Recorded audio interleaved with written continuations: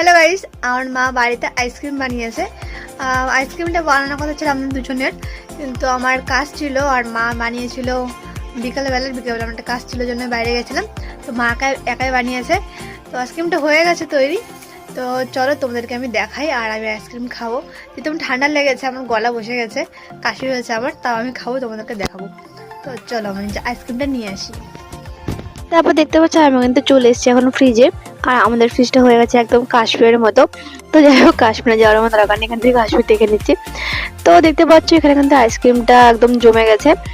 আর এই কুলফি বা আইসক্রিমের মল্ড সেটটা কিন্তু আমি অনলাইন থেকে অর্ডার করেছি, আর খুবই কম প্রাইসে কিন্তু পেয়েছি, 90 রুপিস। তো তোমরা যদি কেউ ওটা নিতে চাও অবশ্যই আমাকে কমেন্টে বলো, আমি তোমাদের কমেন্টের লিঙ্কটা দিয়ে দেবো। তো তারপর দেখতে পাচ্ছি এখানে কিন্তু আইসক্রিম জমে গেছে। তো চলো আইসক্রিমটা নিয়ে যাই।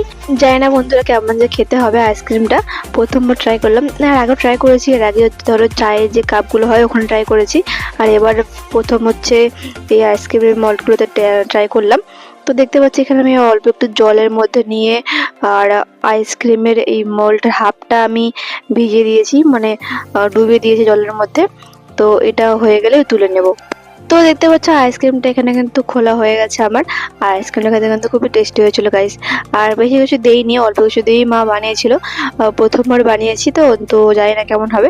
তো নেক্সট টাইম যখন আবার বানাবো তখন ভালো করে বানাবো। তো আইসক্রিমটা খেতে কিন্তু খুবই টেস্টি হয়েছিল। তো তোমরা কে কে এখন বাড়িতে আইসক্রিম বানিয়েছো অবশ্যই কিন্তু কমেন্ট করে জানিও। তো আজকে ভিডিওটা এতটুকুই। ভিডিও কেমন লাগলে অবশ্যই কমেন্ট করে জানিও।